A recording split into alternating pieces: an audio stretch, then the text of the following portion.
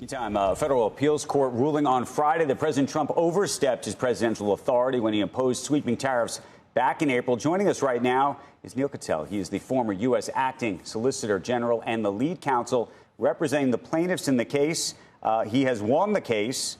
I'm curious what your reaction to winning was, how surprised you were, but more importantly, what you think happens next. So we were not surprised. I looked at this and thought, normally it's very hard to challenge presidential action. There's a lot of deference from the courts to that historically, Andrew. But this one just went way beyond the constitutional line. Our founders really gave decisions over tariffs and taxes to the American Congress, not to the president through the stroke of his pen. So I was not surprised to see this overwhelming decision in our favor and against the Trump administration. As for what happens next, the administration has two choices. One, they can do what the court said they should do, which is go to Congress. If you really think the court said, Mr. President, these tariffs are so important to the economy, go get them approved by Congress. That's the American way. That's what we hope he does. The other option is, of course, he can try and take an appeal to the U.S. Supreme Court. Okay. And I imagine you think, and I don't know what you think, but the likelihood is that he is going to go to the Supreme Court, given everything that he's said so far.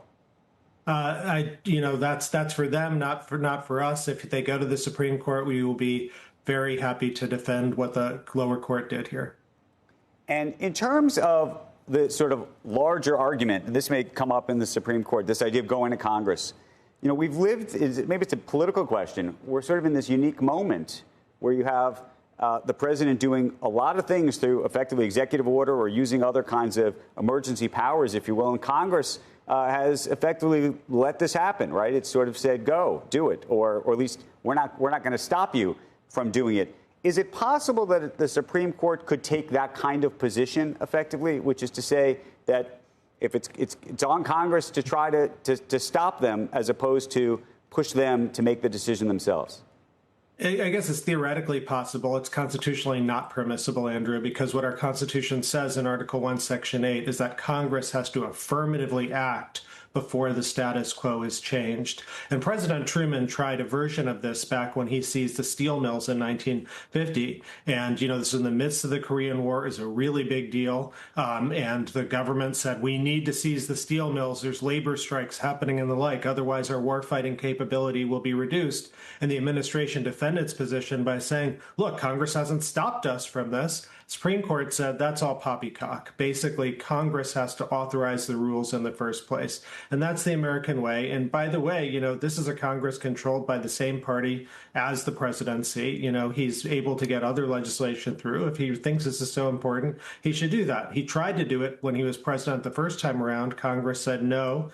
I think, again, it's a decision for Congress to make, not for the president by the stroke of his pen. One of the other big questions is if, in fact, you do win and this goes to the Supreme Court, does the money that's been collected in the form of tariffs get returned to the various countries and therefore the companies? How does this work? Yeah, so it'd be refund actions have been used in the past. They're certainly possible here. That's way down the road. For now, I think the important point, Andrew, is that these tariffs have been ruled illegal by the nation's second highest court. And the question now is, will the administration abide by that ruling, or will they try and go to the Supreme Court? It'd be impossible to figure it out. What do you mean return to the countries? We've always been told the countries don't pay any of the tariffs. Well, I'm just suggesting you're going to have to. Who would you give it to? You'd never be able to figure that out, Neal. It's ours. I'm sorry. We're keeping it.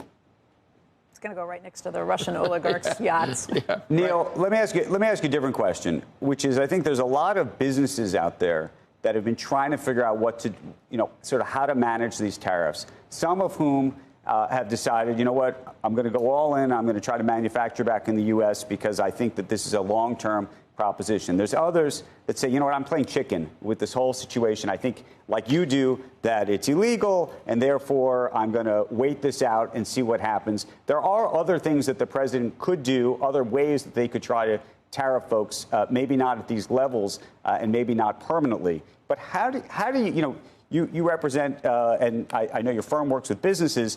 What do you even tell them about this?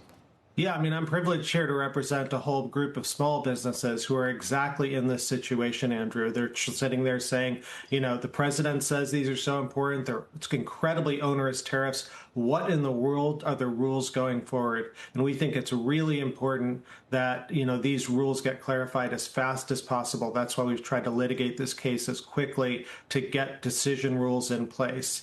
I can't predict what the Supreme Court will do. That is their prerogative. I can say that the case against President Trump's tariffs is overwhelming, but there are more limited powers he does have. He has the power under Section 122 of the Trade Act to have a 15% temporary 150-day tariff. 15%, 150 days. What did he do here? He said the tariffs could be 50%, even 150%, and indefinite, which goes way beyond anything that Congress has given the president the power to do. So I unfortunately think this will be an open question until the administration decides to either go to Congress or go to the Supreme Court. And if they go to the Supreme Court, our hope is that they resolve this as quickly as possible. And just finally, from a timing perspective, how quickly do you think that this gets, I don't know what to say, resolved, but that we know which approach they're going to take?